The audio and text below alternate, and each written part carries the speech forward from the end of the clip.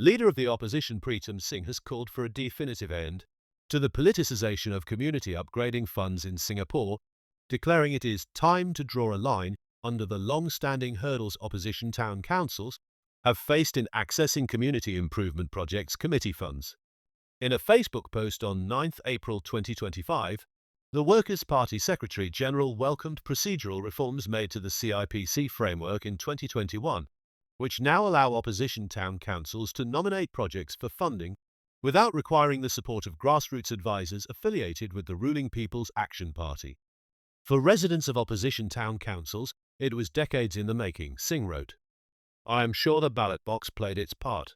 Singh recounted how, for years, projects in constituencies like Aljunied GRC were held back due to the procedural requirement that the Citizens Consultative Committees, helmed by losing PAP candidates as grassroots advisors, had to endorse and appoint personnel for CIPC-funded projects. This practice, he noted, created an incentive misalignment. Unsuccessful PAP candidates were tasked with approving proposals from elected opposition MPs, a situation that predictably led to delays or project inaction. Among the examples cited was a barrier-free access ramp in Eunos that took 7 years to be completed, and a recently finished linkway that had been in the works for nearly a decade. Although these practices have formally changed, Singh's tone reflected a desire to move past what he characterized as a deeply entrenched form of political gatekeeping. The reforms, implemented by the Ministry of National Development in 2021, now allow non-PAP town councils to initiate projects directly, provided they meet criteria of value for money and community benefit. But yet, PAP-aligned CCCs are still permitted to submit their own project proposals in non-PAP wards. If these involve land managed by a town council, they must now obtain formal consent from the council. Singh said the WP members of Parliament are prepared to support such proposals, particularly where the CCC contributes the required 10% co-funding portion. Residents in opposition town councils benefit directly from two different stakeholders, without unnecessary political red tape, Singh wrote. Despite his appreciation for the policy shift, Singh's post marked a culmination of years of criticism over how CIPC funds, roughly 40 million Singapore dollars annually, have historically been used. In previous posts, including one in 2019, he described the process as a political tool that entrenched the presence of losing PAP candidates while denying opposition MPs meaningful access to public funds for local upgrades.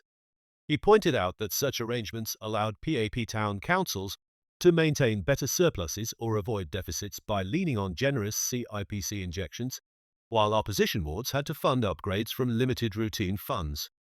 Parliamentary exchanges over the years, including questions Singh raised as early as 2013, show a consistent pattern of requests for transparency in CIPC allocations. In one 2015 debate, Singh challenged the MND on why town councils like Aljunied Aukong Punggol East had not received allocations since 2012, despite earlier receiving 12 Singapore dollars million between 2009 and 2011 under PAP management. Government ministers, including Dr. Maliki Osman and Mr. Kor Boon Wan, have reiterated that CIPC funds are allocated to CCCs and not town councils. They defended the model as one that promotes community bonding through grassroots-led engagement. Nonetheless, the opposition has long questioned the neutrality of this arrangement, particularly since CCCs operate under the People's Association, an entity overseen by the Prime Minister's office, and often staffed by party-affiliated individuals. 3 new projects in Eunos were announced in his post: a drop-off point at Block 112 and 2 upgraded playgrounds at Blocks 620 and 629, both situated in front of PAP Community Foundation kindergartens. He also mentioned that work at a fitness area near Blocks 604 by 607 is nearing completion.